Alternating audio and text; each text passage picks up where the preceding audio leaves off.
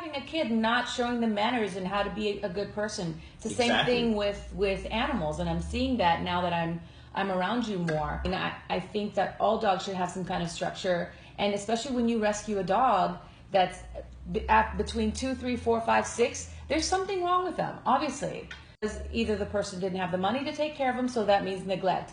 If they are abused, it's they didn't get food, so they're going to have food aggression. They're going to have trust issues, and it's rehabilitating them to have, to live in a home where there's that completion of trust. There are, a lot of folks out there who really don't believe in educating a dog from the start. In the first place, there are also a lot of people out there who believe that it's just fine to take, any dog, throw a roof over its head, and then hand it out to a family. As a matter of fact, another incredible phenomenon that I have been, privy to and witnessed to many thousands of times throughout my extended career in training and rescuing is that a lot of folks feel that the act of educating a dog in the first place somehow takes away from the spirit of the dog. What's your take on that? What are your feelings on that? I've seen both sides. I've seen both sides of animals that have never been seen, never been trained, and animals that have been trained. And I know for a fact that they're happier when you give them rules, when you give them, I can just tell. I mean, I've been around enough dogs to know that. So what do you think it is, though? Do you think that this is just humans who are being lazy, or do you think that it's a denial thing, or a projecting, like perhaps the human doesn't want to do the work, so they create a fantasy in their head? No, what do you think it is? They're humanizing them. They're humanizing the animal, and I love animals, but I know the difference now, and it took me a couple years, and I think talking about this is really good, because I think people need to understand. Yes, there are kids, there are fur kids, there are family members. But just like my daughter, I need to show her boundaries and I need to show her respect, just as I need to do that with my pet. Well, let me ask you a quick question. If you were to have had your daughter and to raise her without putting her in preschool, first grade, second grade, do you believe that society would even allow you to keep your daughter?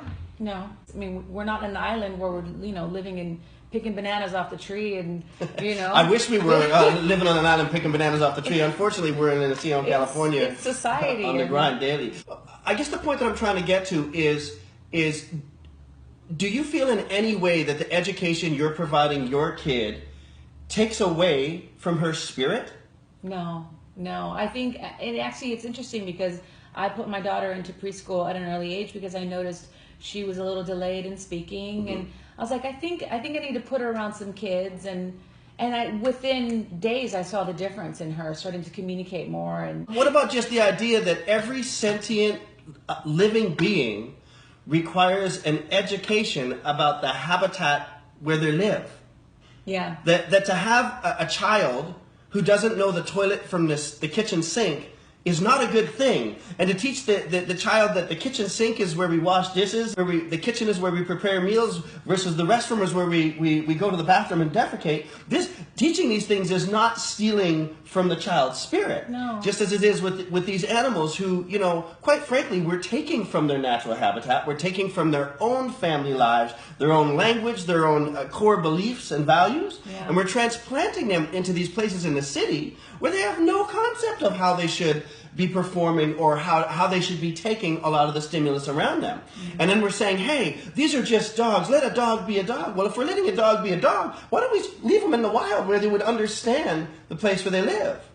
One of the things that I try to impress upon people as well is that a dog that's jumping, nipping, barking, biting, growling, that's living in fear, acting out, shivering, shaking over the years, this is not a happy animal. This is not just a dog being a dog. If you walk out the door and your dog looks across the street and starts barking at the next door neighbor or the next door neighbor's kid or dog, this is a sign of an imbalance. It's not a natural thing. It's not a domesticated thing. Get what I'm saying? Yeah.